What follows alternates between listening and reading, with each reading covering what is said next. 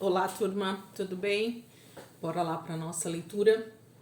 Começar essa semana, né? Debaixo da bênção do Senhor com a palavra, que é maravilhoso, poderoso. Então vamos seguir.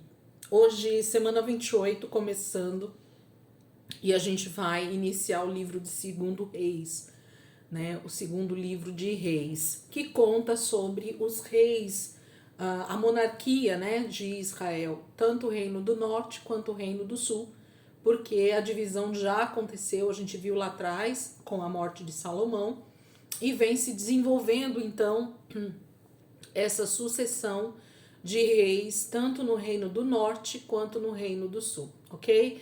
Então a gente vai seguir aqui com o reino do norte e com a morte de Acabe, o que começa a acontecer então ali no reino do norte, tá bom? Então hoje a gente vai ler o capítulo 1, 2, 3 e 4 de 2 Reis. 2 Reis, capítulo 1, então, versículo 1 diz assim: Depois da morte de Acabe, Moabe rebelou-se contra Israel.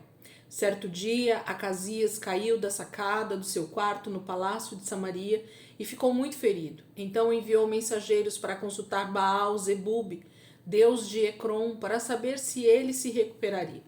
Mas o anjo do Senhor disse ao tesbita Elias: Vá encontrar-se com os mensageiros do rei de Samaria e pergunte a eles: acaso não há Deus em Israel?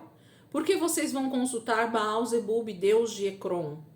Por isso, assim diz o Senhor: você não se levantará mais dessa cama e certamente morrerá. E Elias foi embora.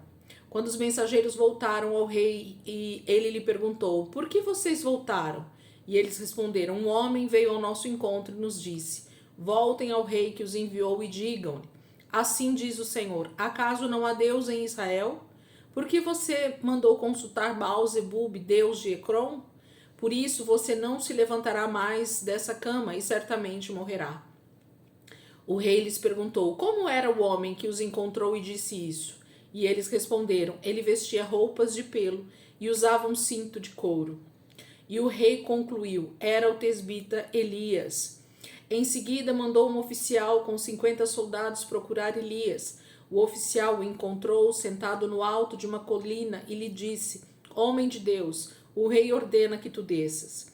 Elias respondeu ao oficial: se sou homem de Deus, que desça fogo do céu e consuma você e seus 50 soldados.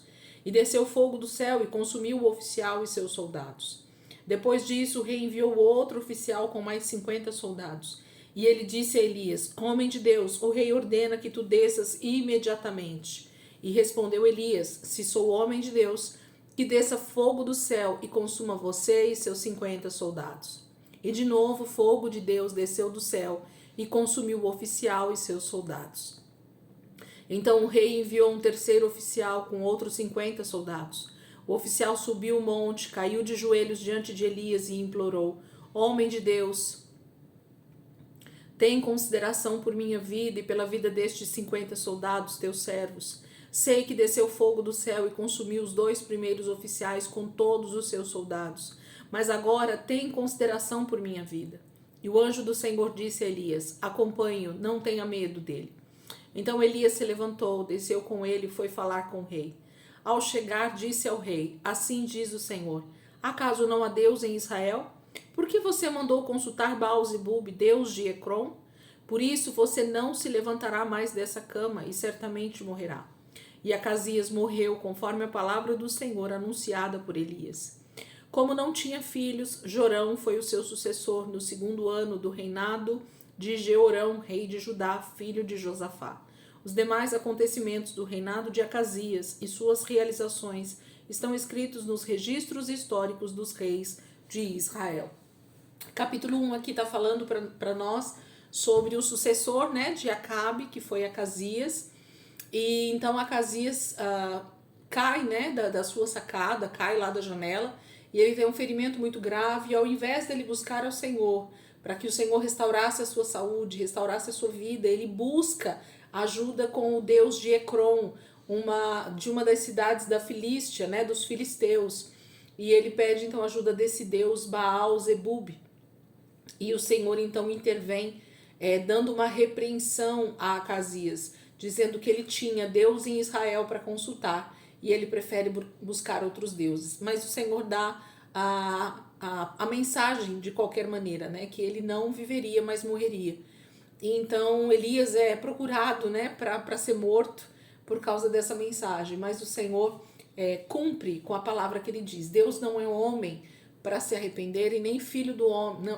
Deus não é homem para que minta e nem filho do homem para se arrepender. Então aquilo que Deus falar vai acontecer. Está na palavra e vai acontecer. Capítulo 2. Quando o Senhor levou Elias aos céus no redemoinho, aconteceu o seguinte: Elias e Eliseu saíram de Gilgal e no caminho disse-lhe Elias: Fique aqui, pois o Senhor me enviou a Betel. Elias, porém, disse: Juro pelo nome do Senhor e por tua vida que não te deixarei ir só. Então foram a Betel. Em Betel, os discípulos dos profetas foram falar com Eliseu e perguntaram: Você sabe que hoje o Senhor vai levar para os céus o seu mestre, separando-o de você? E respondeu Eliseu: Sim, eu sei, mas não falem nisso. Então Elias lhe disse: Fique aqui, Eliseu, pois o Senhor me enviou a Jericó. E ele respondeu: Juro pelo nome do Senhor e por tua vida, que não te deixarei ir só. E desceram então a Jericó. Em Jericó, os discípulos dos profetas foram falar com Eliseu e lhe perguntaram: Você sabe que hoje o Senhor vai levar para os céus o seu mestre, separando-o de você? E respondeu Eliseu: Sim, eu sei, mas não falem nisso. Em seguida, Elias lhe disse: Fique aqui, pois o Senhor me enviou ao rio Jordão. E ele respondeu: Juro pelo nome do Senhor e por tua vida que não te deixarei ir só. Então partiram juntos. 50 discípulos dos profetas os acompanharam e ficaram olhando à distância, quando Elias e Eliseu pararam à margem do Jordão. Então Elias tirou o manto, enrolou-o com ele bateu nas águas. As águas se dividiram e os dois atravessaram em chão seco. Depois de atravessar, Elias disse a Eliseu: O que posso fazer em seu favor antes que eu seja levado para longe de você? E respondeu Eliseu: Faze de mim o principal herdeiro de teu espírito profético. E disse Elias: Seu pedido é difícil, mas se você me vir quando eu for separado de você, terá o que pediu. Do contrário, não será atendido. E de repente, enquanto caminhavam e conversavam, apareceu um carro de fogo, puxado por cavalos de fogo, que os separou, e Elias foi levado aos céus num redemoinho. Quando viu isso, Eliseu gritou: meu pai, tu eras como os carros de guerra e os cavaleiros de Israel. E quando já não podia mais vê-lo, Eliseu pegou as próprias vestes e as rasgou ao meio. Depois pegou o manto de Elias que tinha caído e voltou para a margem do Jordão. Então bateu nas águas do rio com o manto e perguntou: Onde está agora o Senhor, o Deus de Elias? Tendo batido nas águas, elas se dividiram e ele a atravessou. Quando os discípulos dos profetas, vindos de Jericó, viram isso, disseram: O espírito profético de Elias repousa sobre Eliseu. Então foram ao seu encontro, prostraram-se diante dele e disseram: Olha, nós, teus servos, temos 50 homens fortes. Deixa-os sair à procura do teu mestre. Talvez o Espírito do Senhor o tenha levado e deixado em algum monte ou em algum vale. E respondeu Eliseu: Não mandem ninguém. Mas eles insistiram até que, constrangido, consentiu. Podem mandar os homens. E mandaram 50 homens que procuraram Elias por 3 dias, mas não o encontraram. Quando voltaram a Eliseu, que tinha ficado em Jericó, ele lhes falou: Não disse a vocês que não fossem? Alguns homens da cidade foram a Eliseu. Como podes ver, esta cidade está bem localizada, mas a água não é boa e a terra é improdutiva.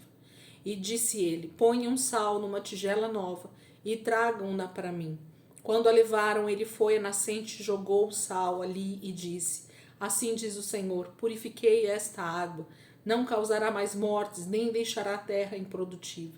E até hoje a água permanece pura, conforme a palavra de Eliseu. De Jericó, Eliseu foi para Betel. No caminho, alguns meninos que vinham da cidade começaram a caçoar dele, gritando: Suma daqui, careca! Voltando-se, olhou para eles e os amaldiçoou em nome do Senhor. Então 2 ursas saíram do bosque e despedaçaram 42 meninos. De Betel prosseguiu até o Monte Carmelo e dali voltou a Samaria. Capítulo 2 fala dessa troca, de bastão entre Elias e Eliseu, que era nesse momento ainda seu ajudante. Mas agora, no final do capítulo 2, nós já temos um novo profeta no Reino do Norte, que é Eliseu, que tem então sobre ele uma unção dobrada de Elias, a palavra vai dizer, né? Ele pede essa porção profética da vida de Elias para dar continuidade com o ofício de profeta ali no Reino do Norte. E o Senhor o permite, né, fazer isso, permite continuar o ofício de profeta no lugar de Elias. Capítulo 3. Jorão, filho de Acabe, tornou-se rei de Israel em Samaria no 18º ano de Josafá, rei de Judá, e reinou 12 anos. Fez o que o Senhor reprova, mas não como seu pai e sua mãe, pois derrubou a coluna sagrada de Baal que seu pai havia feito. No entanto, persistiu nos pecados que Jeroboão, filho de Nebate, levara Israel a cometer, e deles não se afastou. Ora, Messa, rei de Moabe, tinha muitos rebanhos e pagava como tributo ao rei de Israel 100.000 cordeiros e a lã de 100.000 carneiros. Mas depois que Acabe morreu, rei de Moabe, rebelou-se contra o rei de Israel. Então, naquela ocasião, o rei Jorão partiu de Samaria e mobilizou todo o Israel. Também enviou esta mensagem a Josafá, rei de Judá: o rei de Moabe rebelou-se contra mim. Irás acompanhar-me na luta contra Moabe? E ele respondeu: sim, eu irei. Serei teu aliado, os meus soldados e os teus, os meus cavalos e os teus serão um só exército. E perguntou: por qual caminho atacaremos? E respondeu Jorão: pelo deserto de Edom. Então o rei de Israel partiu com os reis de Judá e de Edom. Depois de uma marcha de 7 dias, já havia acabado a água para os homens e para os animais. E exclamou então o rei de Israel: e agora? Será que o Senhor ajuntou a nós os 3 reis para nos entregar nas mãos de Moabe? Mas Josafá perguntou: será que não há aqui profeta do Senhor para que possamos consultar o Senhor por meio dele? Um conselheiro do rei de Israel respondeu: Eliseu, filho de Safate, está aqui. Ele era auxiliar de Elias. E Josafá prosseguiu: a palavra do Senhor está com ele. Então o rei de Israel, Josafá, e o rei de Edom foram falar com ele. E Eliseu disse ao rei de Israel: nada tenho que ver com você.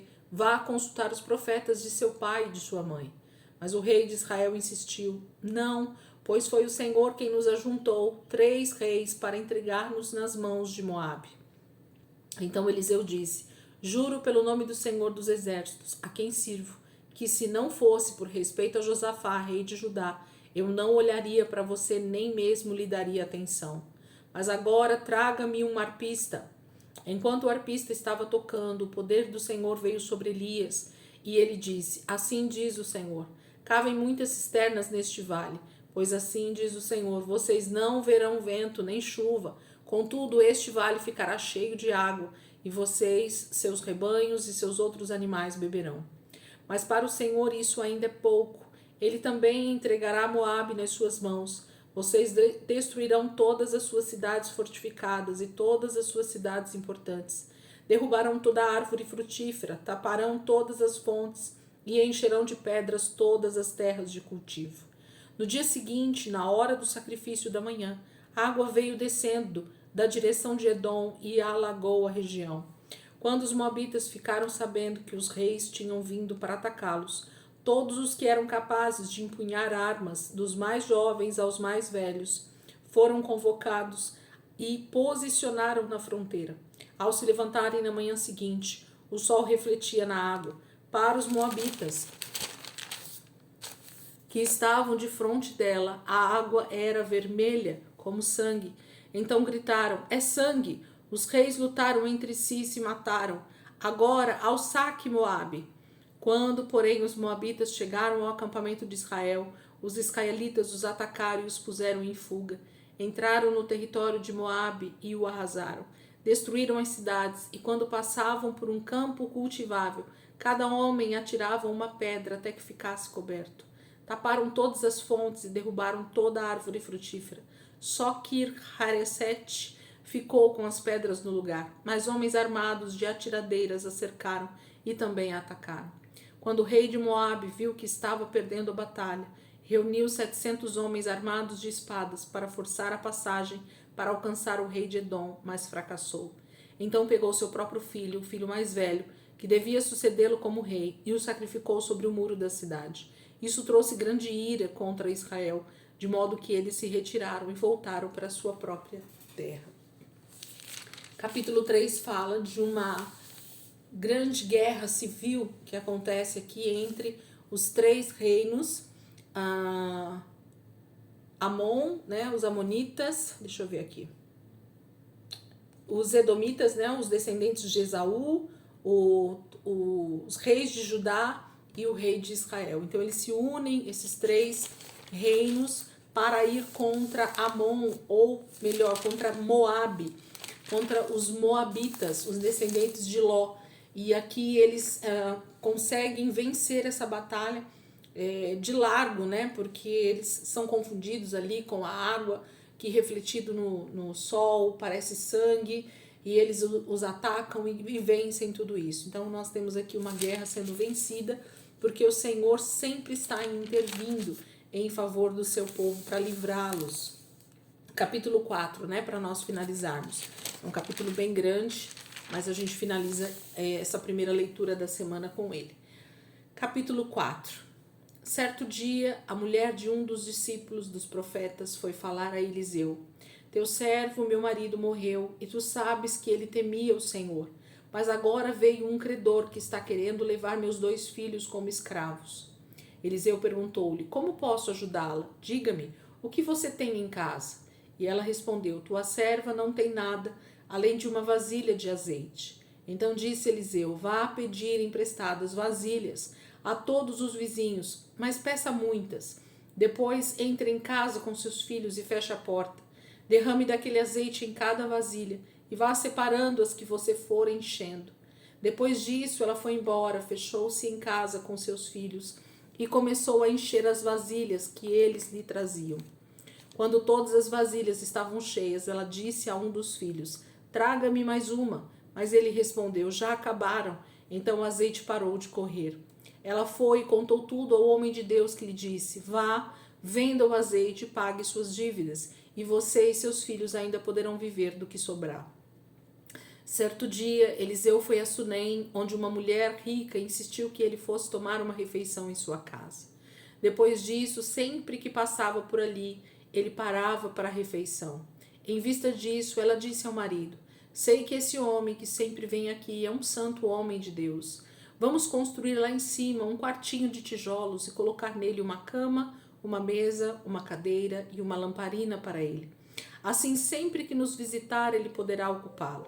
Um dia, quando Eliseu chegou, subiu ao seu quarto e deitou-se. Ele mandou o seu servo Geazi chamar a sunamita. Ele a chamou, e quando ela veio, Eliseu mandou Geazi dizer-lhe: Você teve todo este trabalho por nossa causa. O que podemos fazer por você? Quer que eu interceda por você ao rei ou ao comandante do exército? E ela respondeu: Estou bem entre a minha própria gente. Mais tarde, Eliseu perguntou a Geazi: O que se pode fazer por ela? E ele respondeu: Bem, ela não tem filhos e seu marido é idoso. Então Eliseu mandou chamá-la de novo. Geazi a chamou, ela veio até a porta e ele disse: Por volta desta época, do ano que vem, você estará com um filho nos braços.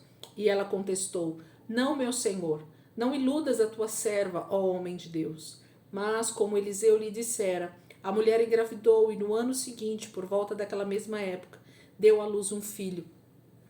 O menino cresceu e certo dia foi encontrar-se com seu pai, que estava com os ceifeiros. De repente ele começou a chamar o pai, dizendo: Ai, minha cabeça! Ai, minha cabeça! O pai disse a um servo: Leve-o para a mãe dele. O servo pegou e o levou à mãe. O menino ficou no colo dela até o meio-dia e morreu. Ela subiu ao quarto do homem de Deus, deitou o menino na cama, saiu e fechou a porta. Ela chamou o marido e disse: Preciso de um servo e de um jumento para ir falar com o homem de Deus. Vou e volto logo. Ele perguntou: Mas por que hoje? Não é lua nova nem sábado. E ela respondeu: Não se preocupe. Ela mandou selar a jumenta e disse ao servo: Vamos rápido, só pare quando eu mandar. Assim ela partiu para encontrar-se com o homem de Deus no Monte Carmelo. Quando ele a viu à distância, disse a seu servo Geazi: olhe, é a sunamita. Corra ao seu encontro e pergunte a ela: está tudo bem com você? Tudo bem com o seu marido e com seu filho? E ela respondeu a Geazi: está tudo bem. Ao encontrar o homem de Deus no monte, ela se abraçou aos seus pés. Geazi veio para afastá-la, mas o homem de Deus lhe disse: deixa em paz. Ela está muito angustiada, mas o Senhor nada me revelou e escondeu de mim a razão de sua angústia. E disse a mulher: acaso eu te pedi um filho, meu senhor? Não te disse para não me dar falsas esperanças? Então Eliseu disse a Geazi: põe a capa por dentro do cinto, pegue o meu cajado e corra. Se você encontrar alguém, não o cumprimente, e se alguém o cumprimentar, não responda. Quando lá chegar, ponha o meu cajado sobre o rosto do menino. Mas a mãe do menino disse: juro pelo nome do Senhor e por tua vida, que se figares, não irei. Então ele foi com ela. Geazi chegou primeiro e pôs o cajado sobre o rosto do menino, mas ele não falou nem reagiu. Então Geazi voltou para encontrar-se com Eliseu e lhe disse: o menino não voltou a si. Quando Eliseu chegou à casa, lá estava o menino morto, estendido na cama. Ele entrou, fechou a porta e orou ao Senhor. Depois deitou-se sobre o menino, boca a boca, olhos com os olhos, mãos com as mãos, enquanto se debruçava sobre ele. O corpo do menino ia se aquecendo. Eliseu levantou-se e começou a andar pelo quarto. Depois subiu na cama e debruçou-se mais uma vez sobre ele. O menino espirrou 7 vezes e abriu os olhos. Eliseu chamou Geazi e o mandou chamar a sunamita. E ele obedeceu. Quando ela chegou, Eliseu disse: pegue seu filho. Ela entrou, prostrou-se aos seus pés, curvou-se até o chão. Então pegou o filho e saiu. Depois Eliseu voltou a Gilgal. Neste tempo a fome assolava a região. Quando os discípulos dos profetas estavam reunidos com ele, ordenou ao seu servo: ponha o caldeirão no fogo e faça um ensopado para estes homens. Um deles foi ao campo apanhar legumes e encontrou uma trepadeira. Apanhou alguns de seus frutos e encheu deles o seu manto. Quando voltou, cortou em pedaços e colocou-os no caldeirão do ensopado, embora ninguém soubesse o que era. O ensopado foi servido aos homens, mas logo que o provaram, gritaram: homens de Deus, a morte na panela! E não puderam mais tomá-lo. Então Eliseu pediu um pouco de farinha, colocou no caldeirão e disse: sirvam a todas. E já não havia mais perigo no caldeirão. Veio um homem de Baal Salisa, trazendo ao homem de Deus 20 pães de cevada, feitos dos primeiros grãos da colheita, e também algumas espigas verdes. Então Eliseu ordenou ao servo: sirva a todos. O auxiliar de Eliseu perguntou: como poderei servir isso a 100 homens? E Eliseu, porém, respondeu: sirva a todos, pois assim diz o Senhor: eles comerão e ainda sobrará. Então ele serviu a todos, e conforme a palavra do Senhor, eles comeram e ainda sobrou. Capítulo 4 de 1 Reis fala de alguns momentos da vida aqui de Eliseu, com os milagres que o Senhor operou através da vida de Eliseu. Começa primeiro com o milagre do azeite, com uma viúva que estava para perder os filhos como escravos. Depois a mulher sunamita, né, que ganha um filho por uma profecia. O Senhor dá essa dádiva, né, de ter uma criança ali naquela casa, mas ele morre. E Eliseu então traz ressurreição e vida novamente para aquela família. E depois a crise, né, financeira se abateu ali sobre a região do norte, justamente por causa do pecado que estava assolando a terra. E eles passam por dificuldades ali com comida, mas o Senhor provê para todos os seus profetas. E o Senhor cuida dos homens de Deus ali naquele momento, primeiro com a morte na panela, que provavelmente eles tinham colocado algum veneno, né? Alguma planta venenosa no meio do ensopado. E se todos eles tomassem, eles iriam morrer, mas o Senhor intervém e tira, né, a morte da panela. E depois, em seguida, com a multiplicação das espigas aqui, né, e do pão que foi trazido para que eles comessem. Então, o Senhor começa a fazer, através da vida de Eliseu, tantos quantos milagres fez através de Elias, né? E ele realmente tem uma vida muito próspera no que diz respeito a ser um grande profeta ali em Israel, no Reino do Norte. E a gente vai ver isso ao longo aqui da leitura de 2 Reis, com a vida de Eliseu e a vida dos reis que vão se passando aqui em 2 Reis também, tá bom? Gente, Deus abençoe. Ótimo início de semana aí para vocês. Começando aqui a semana com uma leitura poderosíssima, né, a respeito de Eliseu, de tantos milagres que o Senhor está operando aqui no Reino do Norte. E a gente vai seguir essa semana praticamente toda aqui dentro do livro de 2 Reis e 2 Crônicas, né, que também vai falar as mesmas histórias que a gente está falando aqui. E aí no final de semana, lá no sábado, a gente tem Jonas, o livro de Jonas, o profeta Jonas, que está nesse contexto aqui do que a gente está lendo.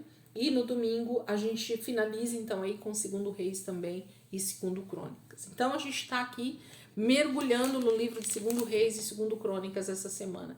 Então eu queria te desafiar a não parar, né, a nós continuarmos. Já estamos aí no meio praticamente do ano, né? Já entramos hoje no mês de julho, hoje é dia 1º de julho.